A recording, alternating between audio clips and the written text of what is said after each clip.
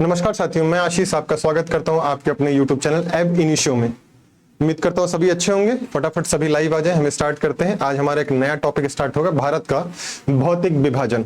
ठीक है, हम भारत का भौतिक विभाजन करेंगे, अर्थात फिजिकल जो डिवाइड आधार होगा, मतलब फिजिकल रूप से हम कैसे डिवीजन करेंगे भारत का, उस आधार पे देखेंगे।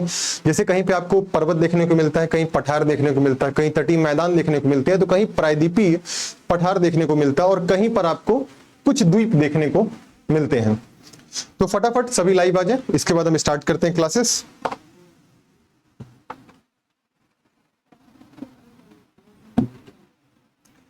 फटाफट सभी लाइव आ जाए, हम स्टार्ट करते हैं क्लासेस।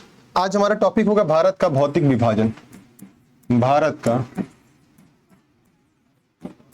भौतिक विभाजन, भारत का भौतिक विभाजन।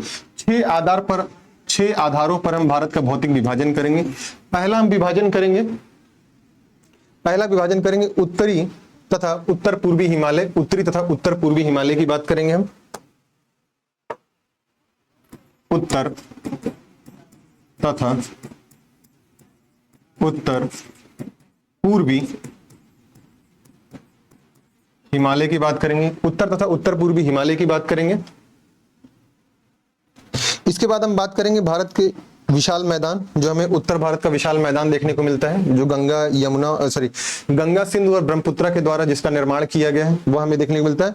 तो उत्तरी भारत का मैदान, ठीक है। सेकंड पॉइंट होगा आपका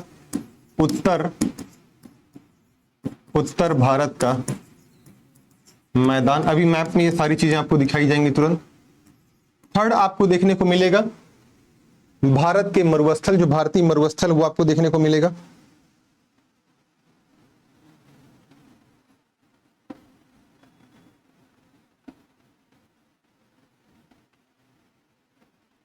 ठीक है, भारतीय मरुस्थल तीसरा पॉइंट होगा आपका, भारतीय मरुस्थल। भारतीय मरुस्थल थर्ड पॉइंट होगा आपका। फोर्थ पॉइंट जो होगा आपका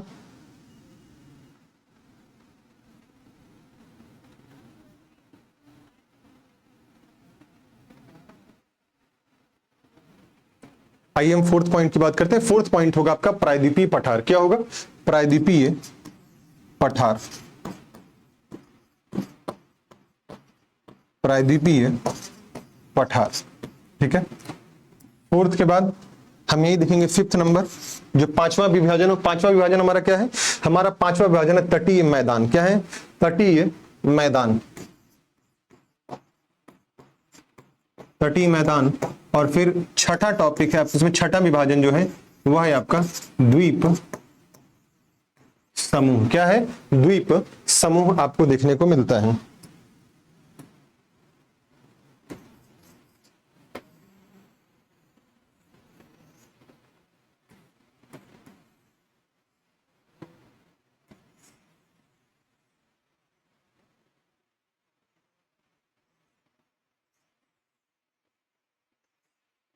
ठीक है, अब यहां देखते हैं, आपको यहां पे उत्तर का विशाल मैदान देखने को मिलता है। ऐसे उत्तर के हिमालयी क्षेत्र को देखते हैं, उत्तर तथा उत्तर पूर्वी हिमालय क्षेत्र को आप देखेंगे। सेकंड आप देखेंगे उत्तर भारत का मैदान। अब आपको यहां उत्तर भारत का मैदान देखने को मिलेगा। इसके बाद ये क्षेत्र जो है आपको यहां से लेकर के आप देखेंगे ऐसे, ये आपको उत्तर भारत का मैदान देखने को मिलेगा। उत्तर भारत का मैदान क्षेत्र। उत्तर भारत के मैदान क्षेत्र के बाद आप देखेंगे आपको यहीं पे भारतीय मरुस्थल देखने को मिलेगा। यह है आपका भारतीय मरुस्थल का क्षेत्र। भारतीय मरुस्थल, ये थर्ड पॉइंट है आपका, फर्स्ट सेकंड। ठीक है, इसके बाद अगर आप बात करते हैं तो आपको प्रायद्वीपीय पठार भी यहीं देखने को मिलेगा। प्रायद्वीपीय पठार,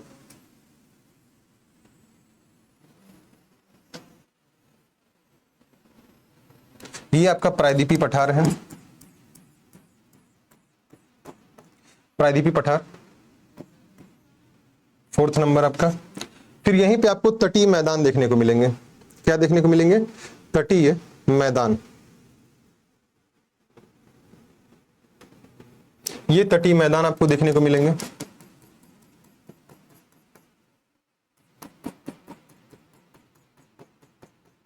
तटीय मैदान है आपका, ठीक है।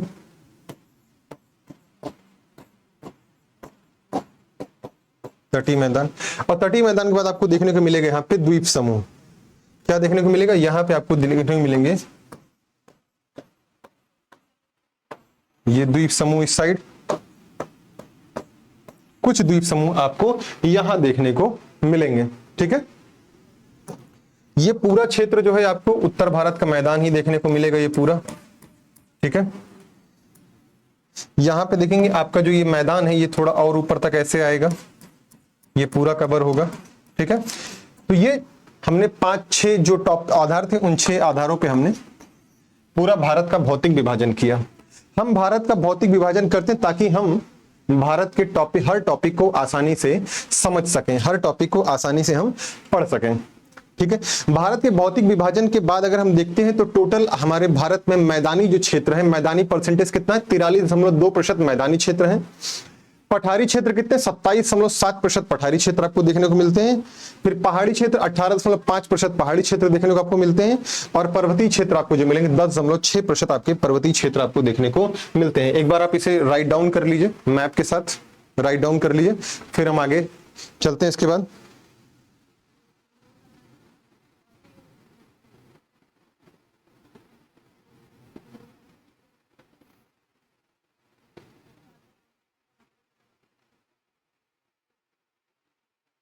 फटाफट इसको लिख लीजिए, राइट डाउन कर लीजिए आप।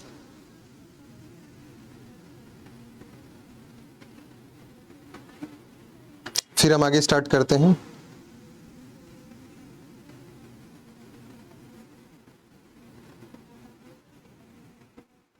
जब लिख लीजिएगा तो बता दीजिएगा कि आपने लिख लिया है।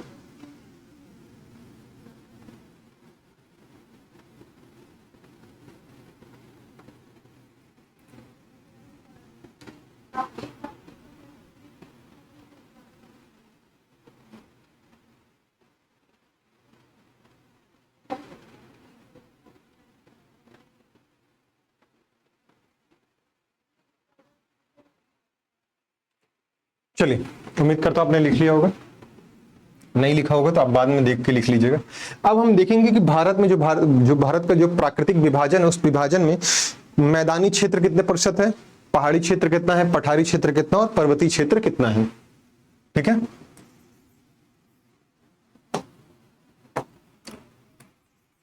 भारत का भौतिक विभाजन, भारत का भौतिक विभाजन। आइए सबसे पहले हम बात करेंगे, आपको किसी भी क्षेत्र में देखेंगे, किसी भी देश में देखेंगे तो आपको जो मैदानी क्षेत्र होता है वो सबसे ज्यादा परसेंटेज देखने को मिलेगा मैदानी क्षेत्र का। तो वैसा ही भारत में भी स्थिति है। तो 43.2%, कितना मैदानी क्षेत्र जो है, मैदानी भाग कितना है? 43.2% जो है मैदानी भाग है, 43.2% मैदानी भाग है। सेकंड नंबर बात करेंगे मैदान के बाद, जो मैदान से जो उच्च क्षेत्र होता है उसको हम पठार बोलते हैं। मैदान से थोड़ा उठा हुआ क्षेत्र जो सपाट मेज की आकृति का दिखता है उसे हम पठार कहते हैं। तो पठारी क्षेत्र कितना? 27.7% पठारी क्षेत्र है, पठारी क्षेत्र, ठीक है। 27.7% पठारी क्षेत्र आपको देखने को मिलेगा।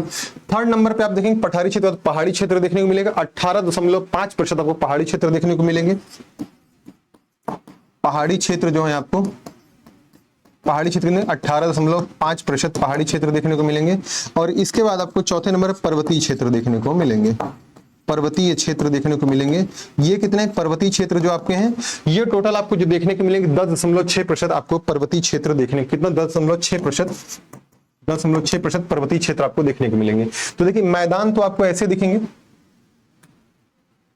यही मैं ड्रॉ कर देता हूं, मैदान आपको ऐसे दिखेंगे, ठीक है। ये मैदान है आपका, ठीक है। मैदान से आगे आप बढ़ेंगे तो आपको ऐसे कुछ इस शेप में दिखेगा, जिसे हम पठार कहेंगे। मैदान से देखिए ऊंचा है, पर मैदान से बहुत ज्यादा ऊंचा नहीं है। फिर इसके बाद आपको यहां से आप देखेंगे तो आगे बढ़ेंगे तो आपको ऐसे एक शेप देखने को मिलेगा, जिसे हम पहाड़ कहेंगे। क्या है ये? पहाड़ी क्षेत्र है आपका। क्या है? पठार से तो ऊंचा है, पठार से ऊंचा से पहाड़ी क्षेत्र। और फिर इसके बाद बढ़ेंगे तो आपको देखेंगे ऐसे, ये आपका पर्वतीय क्षेत्र आपको देखने को मिल जाएगा। ये क्या है? ये आपके पर्वतीय क्षेत्र होते हैं। जो पर्वतीय क्षेत्र होते हैं उनकी जो चोटियां होती हैं इस प्रकार से नुकीली होती हैं, उनकी चोटियां जो होती है इस प्रकार से पैनी होती हैं, ठीक है। और वहीं जो पठार होते हैं, पठार का जो ऊपरी क्षेत्र होता है वह सपाट होता है, मेजनुमा होता है। तो आप भी लिखना चाहें तो लिख सकते हैं अपनी कॉपी में। ये मैदानी क्षेत्र है आपका, मैदान, पठार, पहाड़ व पर्वत, ठीक है। मैदान, पठार, पहाड़ व पर्वत, ठीक है। अब हम एक एक चीजों को अब हमने देख लिया। अब हम बात करेंगे कि जो उत्तर के पर्वतीय मैदान है, सॉरी उत्तर के जो पर्वतीय क्षेत्र है आपका, जो हिमालय रेंज है, जो ट्रांस हिमालय है, हम उसके बारे में बात करेंगे, ठीक है। आज सबसे पहले हम स्टार्ट करेंगे हिमालय की बात करेंगे। और हिमालय में भी हम सबसे पहले बात करेंगे ट्रांस हिमालय की। किसकी? ट्रांस हिमालय की हम बात करेंगे आपसे, ठीक है। आइए तो पहला पॉइंट डालिए, आप लिखिए हिमालय क्षेत्र। हिमालय क्षेत्र में पहला देखिए, आप देखेंगे आपको मिलेगा ट्रांस हिमालय, ट्रांस हिमालय। अब ट्रांस हिमालय की बात लगातार एक एक पॉइंट करके हम लिखते जाएंगे ट्रांस हिमालय के बारे में। ट्रांस हिमालय के बारे में लिखने से पहले हम एक बार मैप में थोड़ा समझ लेते हैं ट्रांस हिमालय जो हमें दिखता है वो कैसा दिखता है। देखिए ये है आपका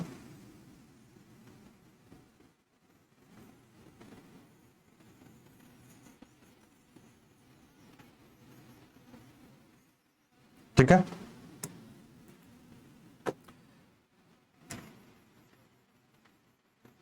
ये आपकी काराकोरम रेंज है। काराकोरम के बाद आपको लद्दाख देखने को मिलेगा, ये लद्दाख है। और लद्दाख के बाद आपको यहाँ पे एक जास्कर श्रेणी देखने को मिलेगी और यहीं पे आपको कैलाश श्रेणी भी देखने को मिलेगी, कैलाश श्रेणी, ठीक है। तो लिखते रहिएगा, ये आपकी काराकोरम है, काराकोरम। ये आपकी लद्दाख है, लद्दाख श्रेणी। ये जास्कर श्रेणी है आपकी, और ये आपकी कैलाश श्रेणी है। इन तीनों को, इन चारों को, मतलब काराकोरम, लद्दाख, जास्कर और कैलाश को हम किस नाम से जानते हैं? इसे ही हम ट्रांस हिमालय कहते हैं, इसे ही हम ट्रांस हिमालय कहते हैं। क्या कहते हैं? इसे ही हम ट्रांस हिमालय कहते हैं, इसे ही हम ट्रांस हिमालय कहते हैं, इसे ही हम ट्रांस हिमालय कहते हैं, ठीक है। इसे ही ट्रांस हिमालय कहते हैं। आइए अब इसके बाद हम बात करेंगे ट्रांस हिमालय की। आपने जान लिया कि ट्रांस हिमालय, ट्रांस हिमालय के बाद आपको, ट्रांस हिमालय के बाद ही आपको महान हिमालय देखने को मिलता है। ट्रांस हिमालय के बाद आपको महान हिमालय देखने को मिलता है। अब ऐसे महान हिमालय देखने को मिलेगा, महान हिमालय वाला के, महान हिमालय के उत्तर में, महान हिमालय के उत्तर में एक्चुअली में जो ट्रांस हिमालय है, ट्रांस हिमालय भारत की प्लेट पर नहीं है। ट्रांस हिमालय आप तरीके से देखेंगे यूरेशियन प्लेट पर या फिर तिब्बतियन जो प्लेट है आपकी, उस प्लेट पर अवस्थित है। जब आप विश्व भूगोल में आएंगे तो आपको पता चलेगा प्लेट क्या होते हैं, ठीक है। बस अभी इतना मोटा मोटा समझिए कि हिमालय के उत्तर में या हिमालय से पूर्व में यह अवस्थित होते हैं, जिसे हम ट्रांस हिमालय के नाम से जानते हैं। अब हमने मैपिंग में बता दिया, अब हम एक एक चीज करके इसके बारे में लिखते चलते हैं, ठीक है। यहां से एक नदी गुजरती है, यही कैलाश श्रेणी से एक नदी निकलेगी ऐसे, जो आपके जास्कर और लद्दाख के मध्य से गुजरते हुए आपके लद्दाख को काटेगी और ऐसे बाहर निकल जाएगी, बाहर निकल जाएगी। ये कौन सी नदी है? ये सिंधु नदी है। कौन सी नदी है? ये सिंधु नदी है, ठीक है। ये मानसरोवर के पास से निकलती है, मानसरोवर के पास से सिंगी खम्बान एक ग्लेशियर है, या चोमा युंगडुंग ग्लेशियर, उसी चोमा युंगडुंग ग्लेशियर से या फिर सिंगी खम्बान ग्लेशियर से इसका उद्गम होता है। जब हम नदी वाले टॉपिक में आएंगे तो और डिटेल में आएंगे, बस यहाँ पे मोटा मोटा समझ लिए, लद्दाख और जास्कर के मध्य से एक नदी बहती जिसका नाम है क्या? सिंधु नदी है, ठीक है। अब आइए एक एक करके हम लिखना शुरू करते हैं। इसका जो निर्माण हो रहा है, इसका निर्माण कब हो रहा है? इसका निर्माण हिमालय से हिमालय से पूर्व में इसका निर्माण हो रहा है, हिमालय से पूर्व में इसका निर्माण हो रहा है।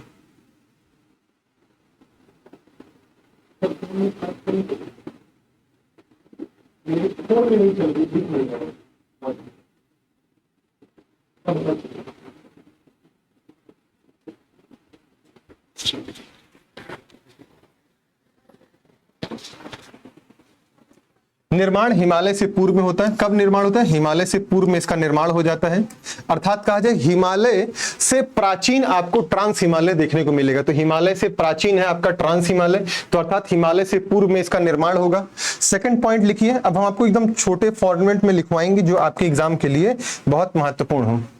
ठीक है, आइए निर्माण के बाद हम बात करेंगे। निर्माण के बाद हम बात करेंगे यह जो है सिंधु सतलज और ब्रह्मपुत्र नदियों संबंधित है। सिंधु सतलज ब्रह्मपुत्र नदियों संबंधित क्यों है? क्योंकि जहां से कैलाश पर्वत से आपकी सिंधु नदी निकलती है वहीं से आप देखेंगे आपको सतलज नदी भी यहीं से निकलेगी। राक्षसताल मानसरोवर के पास एक राक्षसताल ग्लेशियर है, राक्षसताल झील है, वहां से निकलती है। और वहीं पर देखेंगे आपको ब्रह्मपुत्र भी सिंगी खम्बान ग्लेशियर से या फिर चोमा युंगडुंग ग्लेशियर से आप देखेंगे आपका ब्रह्मपुत्र का भी उद्गम होता है। तो इसलिए ब्रह्मपुत्र, सिंधु और सतलज तीनों का संबंध आपके ट्रांस हिमालय से है। सेकंड पॉइंट लिखिए, ट्रांस हिमालय से ही सिंधु, सतलज व ब्रह्मपुत्र ब्रह्मपुत्र नदी संबंधित है। नदी संबंधित है, ठीक है, नदी संबंधित है, ब्रह्मपुत्र नदी संबंधित है। ठीक, इसको हम एक अन्य नाम से भी जानते हैं। जो ट्रांस हिमालय है इसको हम एक अन्य नाम भी देते हैं। अन्य नाम क्या है इसका? ट्रांस हिमालय का। ट्रांस हिमालय का जो अन्य नाम होगा वह क्या होगा? इसको तिब्बतियन हिमालय के नाम से भी हम जानते हैं। तिब्बतीय हिमालय के नाम से भी हम इसे जानते हैं। किस नाम से? तिब्बती हिमालय के नाम से भी हम इसे जानते हैं। ठीक है, अब बात करते हैं कि ट्रांस हिमालय में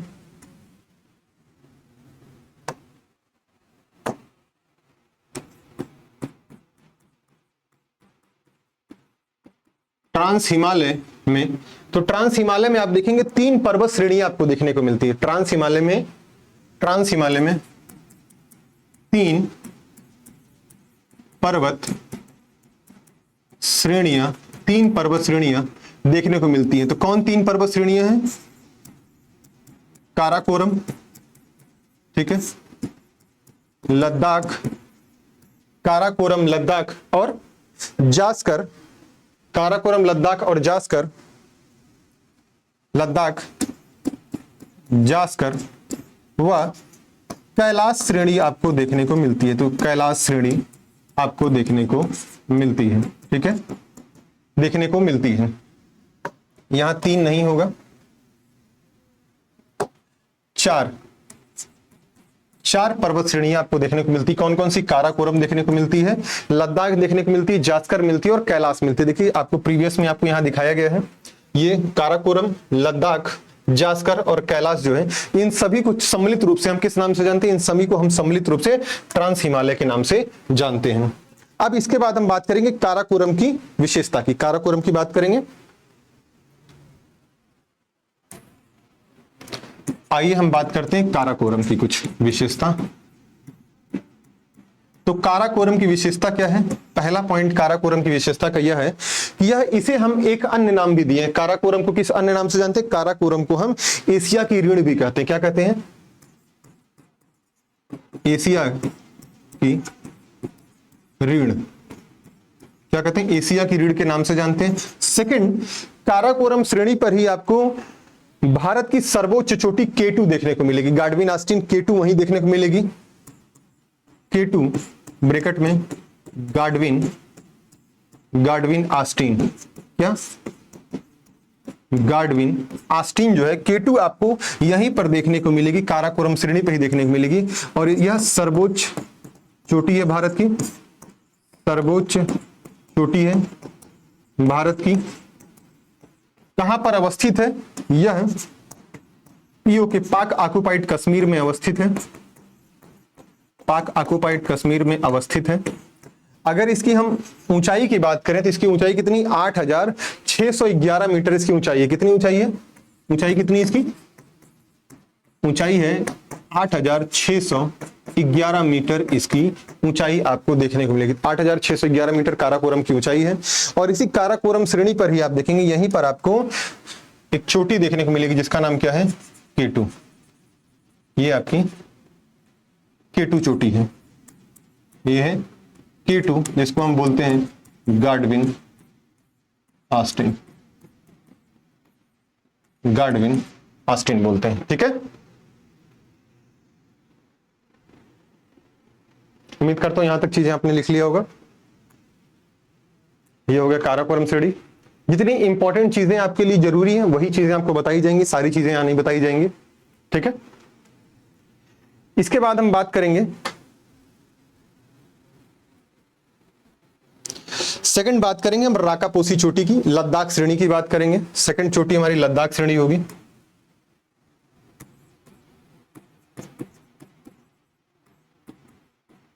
लद्दाख श्रेणी, लद्दाख श्रेणी के बारे में जानिए कि इस पर एक चोटी है जिसका नाम है राकापोसी, और राकापोसी जो है लद्दाख की सर्वोच्च चोटी है।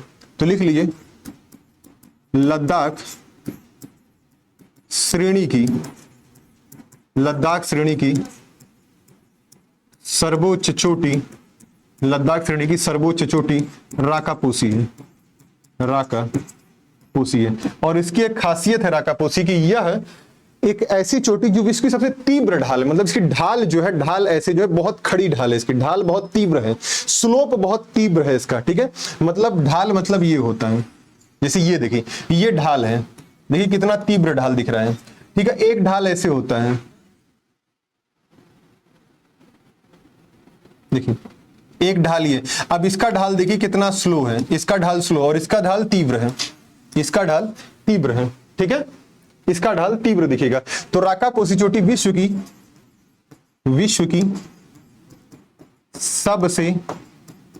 सबसे तीव्र ढाल वाली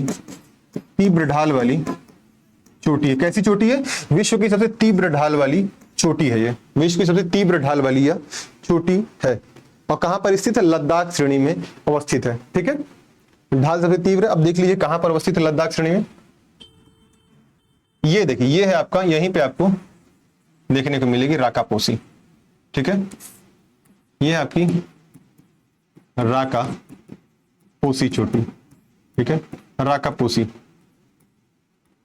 ठीक, राकापोसी। चलिए अब इसके बाद हम बात करेंगे सिंधु नदी, जो कि आपको पहले ही दिखा दिया गया कि सिंधु नदी लद्दाख और जास्कर के मध्य से होकर बह रही है। तो यहां पे इसके बारे में लिख लेते हैं। ठीक है, ट्रांस हिमालय में एक पॉइंट यहीं लिख लीजिए, ट्रांस हिमालय में कौन कौन आता है। हालांकि मैंने मैप में दिखा दिया था, फिर भी यहां लिख देता हूं, काराकोरम, काराकोरम, लद्दाख, जास्कर और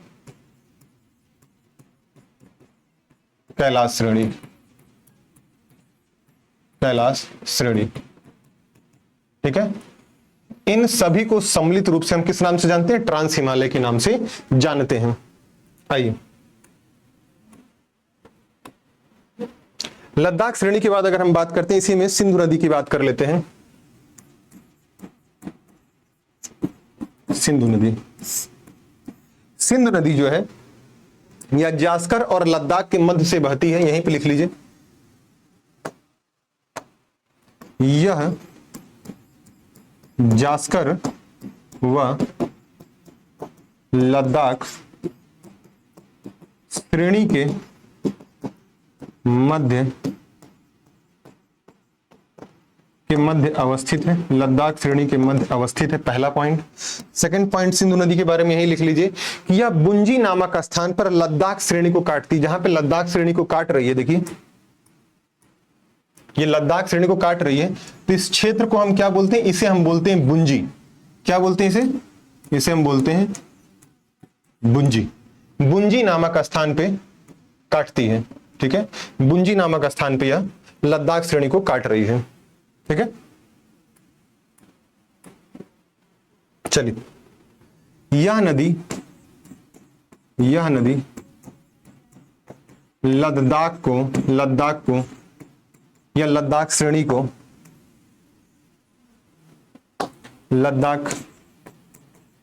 को गुंजी नामक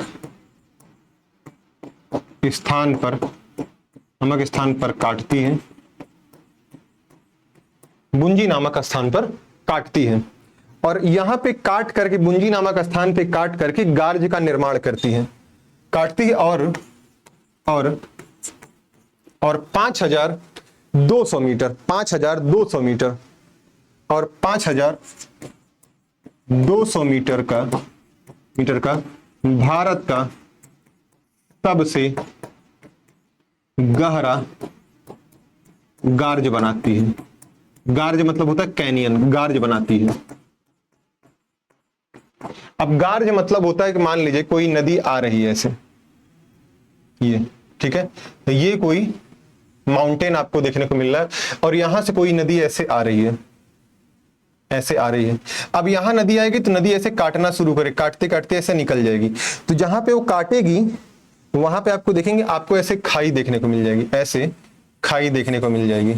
ठीक है, अब ऐसे ही आपको यहां पे खाई देखने को मिल जाएगी, यहां पे। ठीक है, यहां पे आपको ऐसे खाई देखने को मिल जाएगी और लगातार नदी जो है ऐसे ही काटते हुए बहती रहेगी। इस क्षेत्र को लगातार काट करके इस प्रकार की खाई का निर्माण कर देगी। जब नदियां वी आकार में किसी कटाव को करती हैं, तो उसी को हम कैनियन या गार्ज कहते हैं। जो कैनियन होता है ये काफी गहरा और काफी सकरा होता है। ठीक है, उसे हम कैनियन कहते हैं। ये वी शेप में होता है। ठीक है, तो रहा ये ट्रांस हिमालय की जितनी भी महत्वपूर्ण विशेषताएं थी वो ट्रांस हिमालय के बारे में आपको बता दिया गया। अब हम बात करेंगे ग्रेट हिमालय या बृहद हिमालय और महान हिमालय के बारे में हम बात करना आपसे साथ शुरू करेंगे। ठीक है, चलिए स्टार्ट करते हैं।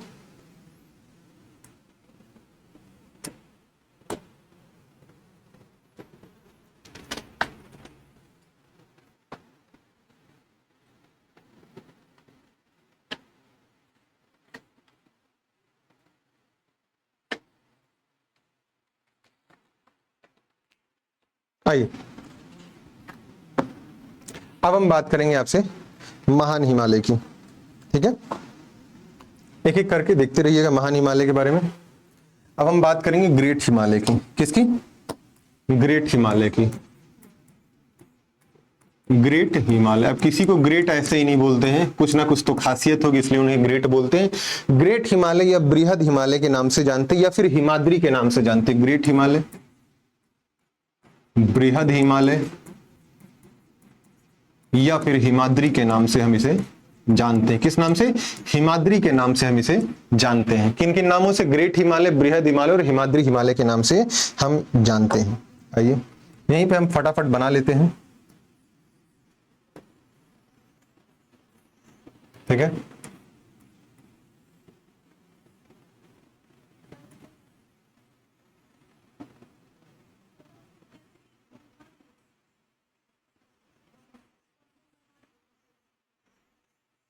ठीक है। अब यहां पे आपको माउंटेन देखने को मिलेगा, ऐसे 3 माउंटेन देखने को मिलेंगे ऐसे।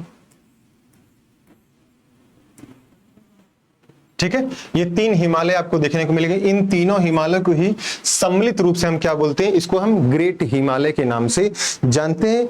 अब ग्रेट हिमालय क्या कहें? इसको तीनों को हम हिमालय के नाम से जानते हैं। किस नाम से जानते हैं? हिमालय। ठीक है, हिमालय के नाम से जानते हैं। अब 3 हिमालय में अलग अलग नाम इन्हें दिया गया है। क्या क्या नाम किसे किसे दिया गया है? ये आपका है महान हिमालय। ठीक है, महान हिमालय। ये आपका जो मध्य में दिख रहा है इसको हम मध्य हिमालय बोलते हैं, मध्य हिमालय। ठीक है, मध्य हिमालय। और एक यहां पे आपको दिख रहा है, ये शिवालिक दिख रहा है। क्या दिख रहा है? ये शिवालिक दिख रहा है। ठीक है, तो अब देखिए ये हो गया आपका महान हिमालय और महान हिमालय के जस्ट ऊपर आपको यहां पे कुछ चोटियां देखने को मिली थी। ये था आपका ट्रांस हिमालय, ये था आपका ट्रांस हिमालय, ठीक है, ट्रांस हिमालय। अब देखिए ट्रांस हिमालय और जो महान हिमालय है, ट्रांस हिमालय या हिमालय के मध्य में आपको कुछ क्षेत्र दिख रहा होगा, खाली जो क्षेत्र दिख रहा है उसे हम किस नाम से जानते हैं? उसे हम जानते हैं इंडो सांगपो सुचर जोन के नाम से जानते हैं। मतलब कहा जाए ट्रांस हिमालय हिमालय से अलग होता है, इंडस सांगपो सुचर जोन के माध्यम से अलग होता है या हिंज लाइन के माध्यम से अलग होता है। तो एक पॉइंट वहीं जहां से आप लिख रहे थे ट्रांस हिमालय, उसी में एक पॉइंट लिख लीजिए आप।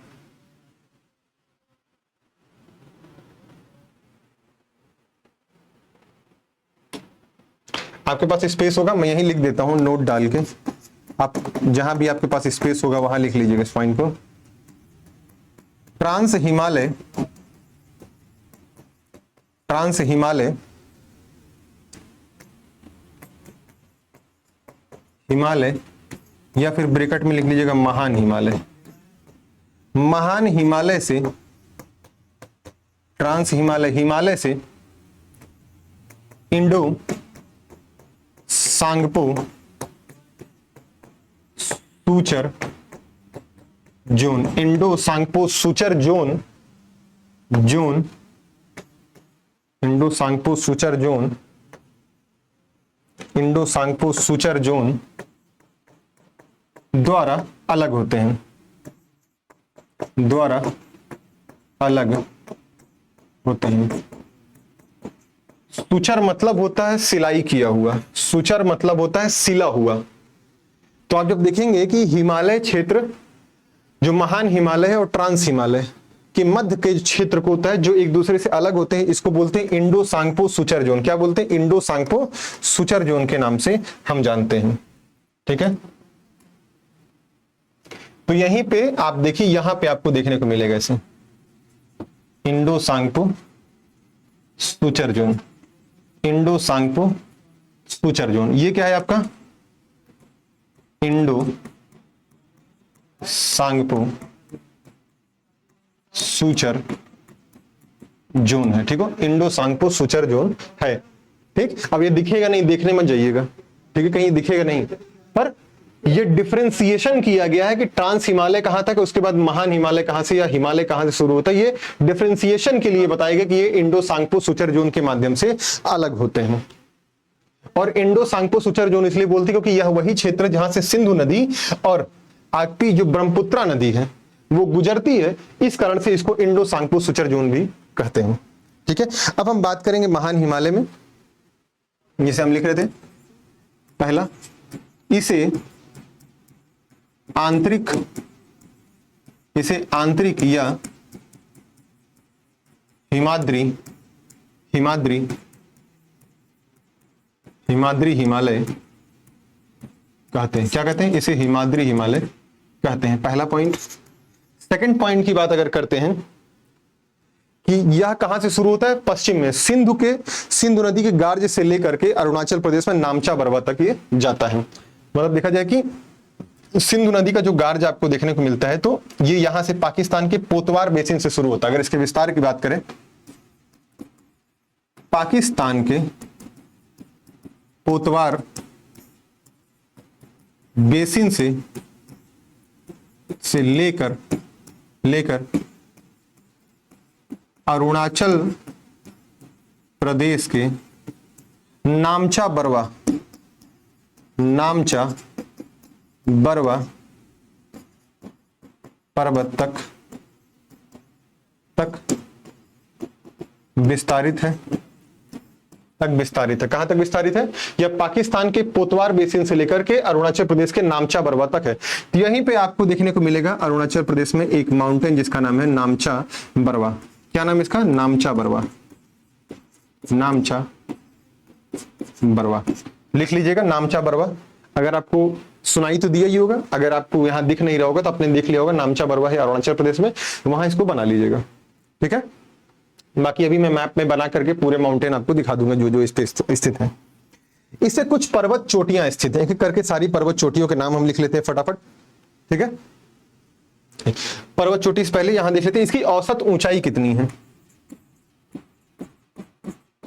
औसत ऊंचाई कितनी है। तो अगर इसकी औसत ऊंचाई की बात करें तो इसकी औसत ऊंचाई जो है 6100 किलोमीटर, कितना है 6100 किलोमीटर इसकी औसत ऊंचाई आपको देखने को मिलती है। और चौड़ाई कितनी 120 से लेकर 190 किलोमीटर तक इसकी चौड़ाई है। अगर चौड़ाई की बात किया जाए, चौड़ाई कितनी है, तो चौड़ाई जो है 120 से लेकर 190 किलोमीटर तक आपको देखने को मिलेगा। अगर ध्यान से आप देखें तो यहां पर यह काफी चौड़ा दिखेगा, जबकि यहीं पर आपको काफी सकरा देखने को मिलेगा।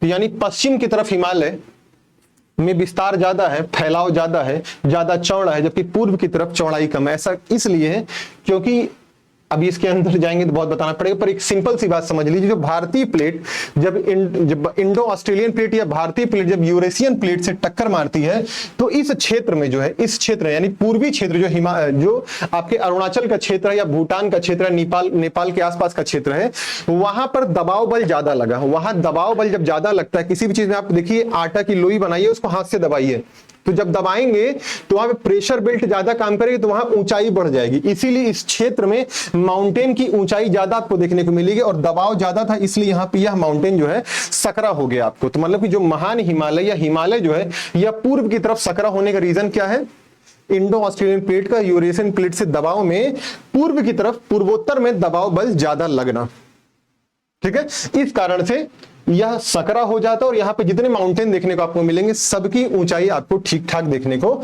मिलेगी। तो चौड़ाई कितनी 120 किलोमीटर से लेकर 190 किलोमीटर तक आपको इसकी चौड़ाई देखने को मिलेगी, ठीक है। अब हम बात करते हैं एक एक करके कौन कौन से इसमें पर्वत चोटियां आपकी अवस्थित हैं, कौन कौन सी पर्वत चोटियां अवस्थित, एक एक करके फटाफट हम देखते हैं। नेक्स्ट पेज, पर्वत चोटियां, ठीक है। पर्वत चोटियों की बात करते हैं, सबसे पहले इसमें देखने को मिलेगा आपको माउंट एवरेस्ट। माउंट एवरेस्ट जो आप नाम बार बार सुनते हैं, वो किस हिमालय पे, वो महान हिमालय में ही आपको देखने को मिलेगा माउंट एवरेस्ट।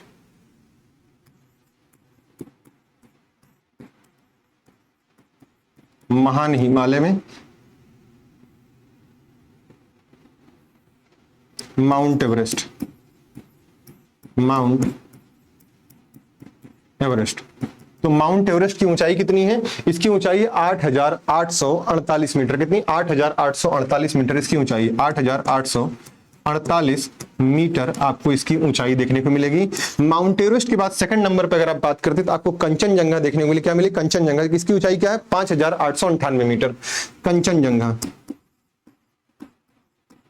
कंचनजंगा इसकी ऊंचाई कितनी है 8598 मीटर, कितना 8598 मीटर ऊंचाई है किसकी, कंचनजंगा की। थर्ड नंबर पे आप देखें कंचनजंगा के बाद बात करेंगे तो मकालू मिलेगा 8481 मीटर, मकालू, ठीक है, 8481 मीटर, तो 8481 मीटर मकालू आपका। फोर्थ नंबर पे जो आपको देखने को मिलेगा उसका नाम है धौलागिरी पर्वत। तो धौलागिरी पर्वत की ऊंचाई कितनी 8172 मीटर, धौलागिरी पर्वत की ऊंचाई कितनी 8172 मीटर धौलागिरी पर्वत की ऊंचाई है। तो धौलागिरी पर्वत जो है इसकी ऊंचाई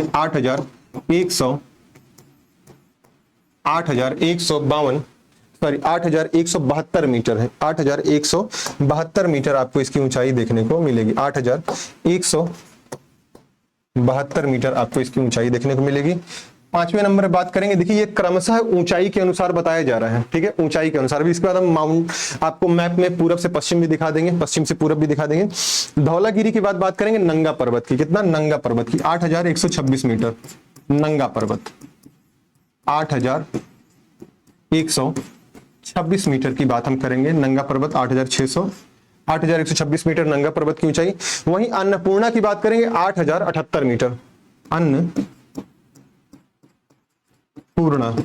अन्नपूर्णा कितना है 8078 मीटर, 8078 मीटर अन्नपूर्णा की ऊंचाई है। सातवें नंबर बात करेंगे आपको नंदा देवी देखने को, क्या मिलेगी नंदा देवी, नंदा देवी आपको देखने को मिलेगी। और नंदा देवी की ऊंचाई कितनी, नंदा देवी ऊंचाई 7817 मीटर, 17 मीटर आपको नंदा देवी की ऊंचाई देखने को मिलेगी। ठीक है, कितनी ऊंचाई देखने को मिलेगी? 7,817 मीटर आपको नंदा देवी की ऊंचाई देखने को मिलेगी। फटाक से हम इसको सुंदर सा ड्रा कर लेते हैं एक एक करके। ठीक है, हिमालय की तीनों श्रेणियों में सबसे पहले हम ड्रॉ करेंगे महान हिमालय को। ठीक है, ऐसे लीजिए ये। ठीक है, महान हिमालय। सबसे पहले यहां देखिए आपको देखने को मिलेगा, यहां पे एक माउंटेन देखने को मिलेगा जिसका नाम है नामचा बरवा। क्या नाम है इसका? ये आपका है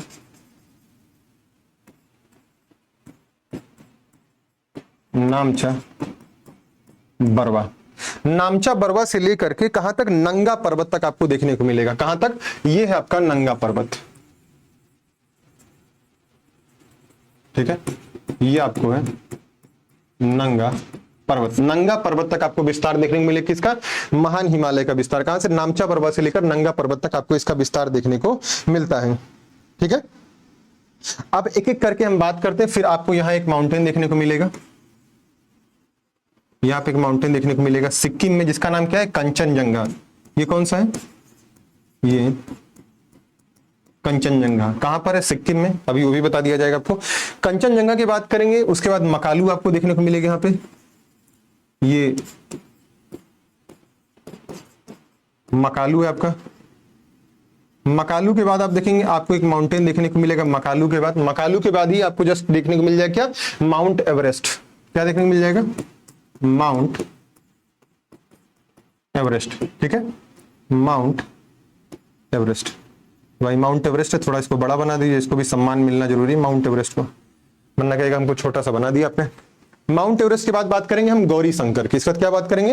ये आपको यहां देखने को मिलेगा गौरी शंकर। गौरी जी के शंकर, गौरी शंकर आपको देखने को मिलेंगे। गौरी शंकर के बाद आप थोड़ा सा आगे बढ़ेंगे, फिर आपको मसालू देखने को मिलेंगे। फिर यहां मसालू आपको देखने को मिलेंगे।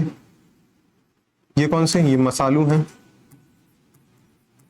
मसालू आ गए तो थोड़ी देर बाद मकालू भी आ जाएंगे। मसालू के बाद आपको अन्नपूर्णा देखने को मिलेगी। ये अन्नपूर्णा है आपकी।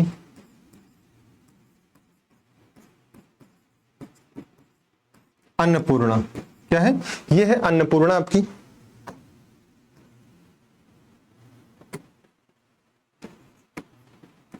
ठीक है, अन्नपूर्णा। अन्नपूर्णा के बाद अगर आप बात करते हैं, अन्नपूर्णा के बाद अगर आप बात करते हैं तो अन्नपूर्णा के बाद आपको क्या देखने को मिलेगा? वो मिलेगा धौलागिरी। क्या मिलेगा? धौलागिरी। धौलागिरी आपको मिलेगा अन्नपूर्णा के बाद। धौलागिरी के बाद थोड़ा सा आगे बढ़ेंगे, आपको यहां नंदा देवी देखने को मिलेगी।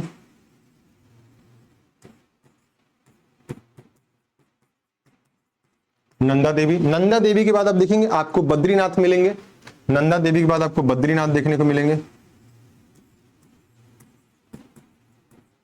बद्रीनाथ। ठीक है, बद्रीनाथ के बाद आप आगे बढ़ेंगे तो बद्रीनाथ के बाद आपको एक और चोटी देखने को मिलेगी जिसका नाम क्या है? बद्रीनाथ के बाद आप देखेंगे बद्रीनाथ आपको कामेत देखने को मिलेगा। कामेत। ठीक है, कामेत। और कामेत के बाद आप देखेंगे आपको देखने को मिलेगा बंदर पूंछ। बंदर की पूंछ। तो क्या देखने को मिलेगा? बंदर पूंछ। तो बंदर पूंछ, कामेत, बद्रीनाथ, नंदा देवी किस राज्य में अवस्थित है? तो ये अवस्थित है आपके उत्तराखंड में। कहां? उत्तराखंड में अवस्थित है। ठीक है, पूरब से पश्चिम की, पश्चिम से पूर्व के क्रम में या पूरब से पश्चिम क्रम में, दोनों में आप समझ सकते हैं इसको। इसके बाद बात करेंगे धौलावीरा से लेकर के, आप देखेंगे धौलावीरा से लेकर के मकालू तक। धौलावीरा से लेकर के मकालू तक। ये धौलावीरा से लेकर के मकालू तक आपको, मतलब ये नेपाल में है। तो नेपाल हिमालय में कौन कौन है? धौलागिरी, अन्नपूर्णा, मसालू, गौरी शंकर, माउंट एवरेस्ट, मकालू और मकालू, यहां तक आप देखेंगे नेपाल में है। और ये जो आपका केले कंचनजंगा आपको देखने को मिल रहा है, ये सिक्किम में है। कहां पर है? यह सिक्किम राज्य में है। नामचा बरवा कहां है? नामचा बरवा आपके अरुणाचल प्रदेश में है। अरुणाचल प्रदेश में। और नंगा पर्वत कहां है आपके? तो नंगा पर्वत आपको लद्दाख में, लद्दाख में देखने को मिलेगा। लद्दाख के उस क्षेत्र में जहां पर पाक ऑक्युपाइड कश्मीर अर्थात पीओके का जो क्षेत्र, वहीं पर आपको नंगा पर्वत देखने को मिलेगा। कहां देखने को मिलेगा नंगा पर्वत? ठीक है। नंगा पर्वत कहां देखने को मिलेगा आपको? लद्दाख के पीओके में देखने को मिलेगा नंगा पर्वत आपको। तो ये एक बार आप राइट डाउन कर लीजिए, ये महान हिमालय की महत्वपूर्ण चोटियां, महान हिमालय की महत्वपूर्ण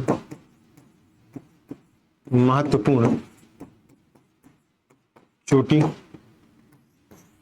महान हिमालय की महत्वपूर्ण चोटी, ठीक है, महान हिमालय की महत्वपूर्ण चोटी।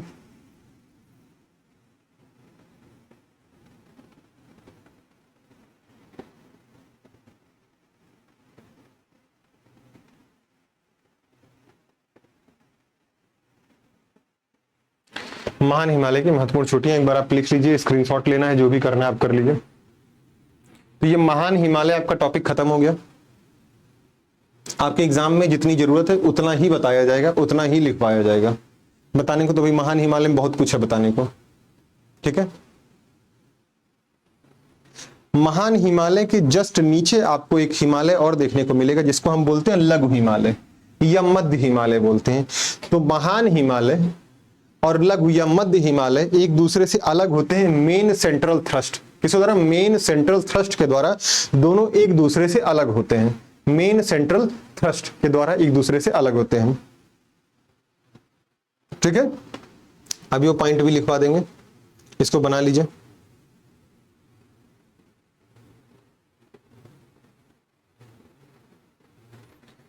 ये आपका पश्चिम है,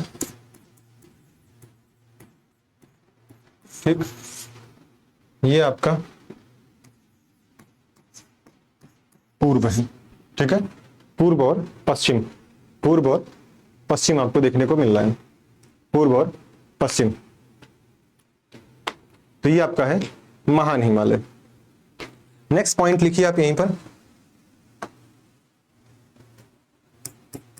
नोट करके, महान हिमालय, महान हिमालय, महान हिमालय मध्य हिमालय से, महान हिमालय मध्य हिमालय से main central thrust, main central thrust MCT। तो मेन सेंट्रल थ्रस्ट के माध्यम से अलग होता है। जैसे आप समझ लीजिए यहीं पर, ये आपका है महान हिमालय, फिर ये आपका है मध्य हिमालय, ठीक है। महान हिमालय, ठीक है, महान हिमालय और ये मध्य हिमालय। महान और जो मध्य अलग होते हैं एक दूसरे से, किस माध्यम से? MCT थ्रस्ट के माध्यम से अलग होते हैं। तो ये ऐसा कोई क्षेत्र होगा, सिर्फ विजुलाइज कर लीजिए, ऐसा कोई क्षेत्र होगा। ये क्षेत्र जो है इसको मेन सेंट्रल थ्रस्ट कहते हैं, MCT। तो बहुत इसके डिटेल में मत जाइए कि मेन सेंट्रल थ्रस्ट क्या होता है, बस आप इतना समझिए कि महान हिमालय और मध्य हिमालय मेन सेंट्रल थ्रस्ट अर्थात MCT के द्वारा अलग होते हैं एक दूसरे से, ठीक है, एक दूसरे से अलग होते हैं। इस पॉइंट को आप लिख लीजिएगा। इसके बाद हम बात करेंगे लघु हिमालय और लघु हिमालय या मध्य हिमालय की हम बात करेंगे। लघु हिमालय क्यों कह रहे हैं इसे? क्योंकि अब देखिए, महान हिमालय इसे क्यों कहते हैं? तो महान हिमालय कहने का रीजन क्या क्या समझिए। महान हिमालय कहने का रीजन है, एक तो सबसे लंबा है, सबसे विस्तृत है, ठीक है, इस कारण से इसको महान हिमालय बोल रहे हैं। बृहद हिमालय इसीलिए बोले क्योंकि आकार में बहुत बड़ा है। हिमाद्री इसलिए बोले क्योंकि हिम का घर है, अर्थात यहां पर बर्फ लगातार गिरती रहती है। क्यों बर्फ लगातार गिरती है? क्योंकि यहाँ पे चोटियों की ऊंचाई बहुत ज्यादा है। जब चोटियां कहीं पर बहुत ऊंची होती तो वहां टेम्परेचर माइनस में चला जाता है, क्योंकि आपको पता है जब नीचे से आप ऊपर की तरफ मतलब स्थल से जब आप ध्रुवों की तरफ बढ़ते हैं तो आप देखते हैं कि आपका तापमान जो है लगातार वो गिरता जाता है, और एक समय ऐसी स्थिति आती है कि आपका टेम्परेचर माइनस में चला जाता है। तो वही स्थिति आपको देखने को मिलेगी महान हिमालय की सभी महत्वपूर्ण चोटियों पर। क्या होगा? वहां पर तापमान गिर जाएगा, तापमान कम होने के कारण वहां पे लगातार बर्फबारी होती रहती, बर्फ गिरते रहते हैं, इसीलिए इसको हिमाद्री के नाम से हम जानते हैं, ठीक है। और महान कहने का रीजन ये है कि सारी जितनी भी महत्वपूर्ण पीक हैं, जितनी महत्वपूर्ण चोटियां हैं, वो सभी के सभी आपके कहां स्थित है? सभी के सभी आपके महान हिमालय में ही स्थित है। ये तो रहा आपका महान हिमालय की बात। ठीक है, अब हम बात करेंगे मध्य हिमालय की। किसकी? अब हम बात करेंगे मध्य हिमालय की।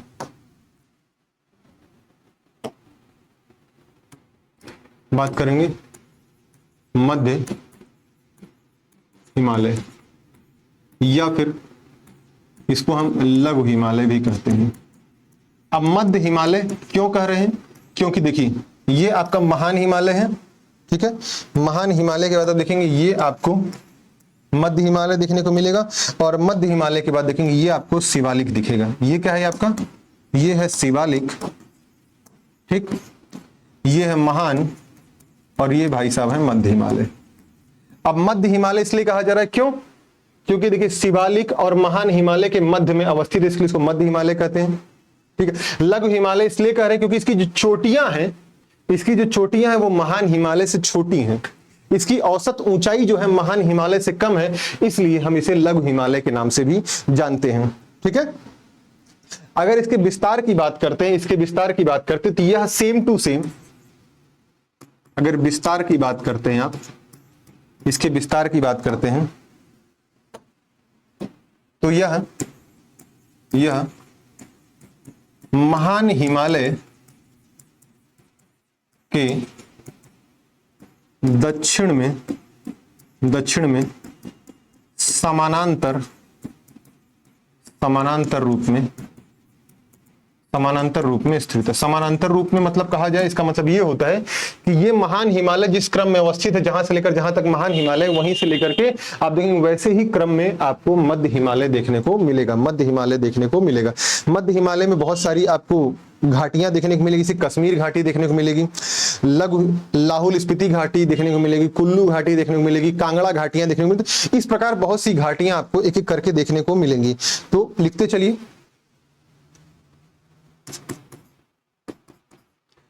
ठीक है,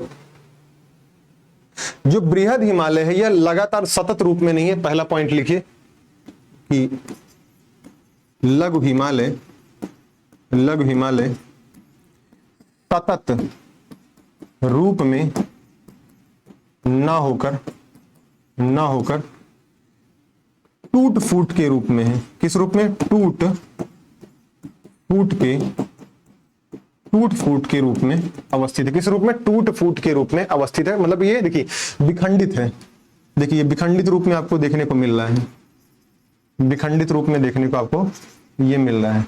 किस रूप में? विखंडित रूप में आपको देखने को मिल रहा है। ठीक है, ये सतत रूप में नहीं है। ठीक है, और इसको अलग अलग क्षेत्रों में अलग अलग नाम से जाना जाता है। जैसे इसको कश्मीर क्षेत्र में पीर पंजाल के नाम से जाना जाता है। पीर पंजाल के नाम से जाना जाता है। कश्मीर से आगे बढ़ेंगे तो आपको हिमाचल प्रदेश श्रेणी में इसको धौलाधर कहते हैं। हिमाचल प्रदेश में धौलाधर कहते हैं। हिमाचल प्रदेश में धौलाधर कहते हैं। और हिमाचल प्रदेश से आगे बढ़ेंगे तो नेपाल में इसे हम किस नाम से जानते हैं? नेपाल में इसे हम जानते हैं महाभारत श्रेणी के नाम से जानते हैं। महाभारत श्रेणी या फिर नेपाल श्रेणी के नाम से भी हम इसे जानते हैं। तो लिख लीजिए महाभारत श्रेणी। ठीक है, कहां पे? नेपाल में महाभारत श्रेणी। ये हिमाचल प्रदेश है आपका। ठीक है, ये जम्मू कश्मीर है आपका, और ये आपका नेपाल क्षेत्र। तो नेपाल में इसे महाभारत श्रेणी के नाम से जानते हैं, हिमाचल प्रदेश में धौलाधर श्रेणी के नाम से जानते हैं, और जम्मू कश्मीर इसे हम पीर पंजाल के नाम से जानते हैं। ठीक है, बृहद हिमालय और लघु हिमालय के मध्य में आपको कुछ घाटियां देखने को मिलेगी। एक का नाम है कश्मीर घाटी, लाहौल स्पीति घाटी, कुल्लू घाटी और कांगड़ा घाटियां देखने को आपको मिलेंगी। ठीक है, इसका अन्य नाम भी मैंने आपको बताया कि धौलाधर भी कहते हैं, या फिर हिमाचल श्रेणी और महाभारत श्रेणी के नाम से भी हम इसे जानते हैं। हिमाचल श्रेणी या महाभारत श्रेणी के नाम से भी मध्य हिमालय को जाना जाता है। इसकी अगर चौड़ाई की बात करें तो चौड़ाई 50 किलोमीटर इसकी चौड़ाई आपको देखने को मिलती है। अगर औसत ऊंचाई की बात करें 3000 से लेकर के 4,500 किलोमीटर तक, मीटर तक इसकी औसत ऊंचाई आपको देखने को मिलेगी। आपका जो लघु हिमालय है, लघु हिमालय शिवालिक से अलग होता है। किस माध्यम से? शिवालिक से अलग होगा मेन बाउंड्री फॉल्ट द्वारा। किसके द्वारा? मेन बाउंड्री फॉल्ट द्वारा। दोनों एक दूसरे से अलग होते हैं। अगर आप देखेंगे तो जो आपका मध्य हिमालय पे बहुत सारी श्रेणियां आपको देखने को मिलेंगी। कौन कौन सी? पीर पंजाल श्रेणी आपको दिख रही है। धौलाधर श्रेणी भी आपको देखने को मिलेगी, उसके बाद आपको मसूरी श्रेणी देखने को मिलेगी और महाभारत श्रेणी भी आपको यहीं पर देखने को मिलेगी। जहां पे ये आप देख रहे हैं यहीं पर आपको ये मसूरी श्रेणी भी यहीं देखने को मिल जाएगी। मसूरी श्रेणी भी आपको देखने को मिल जाएगी। कहां पे? उत्तराखंड यूके में आपको देखने को मिल जाएगी मसूरी श्रेणी भी, ठीक है। और महाभारत श्रेणी आपने नेपाल में देख ही लिया।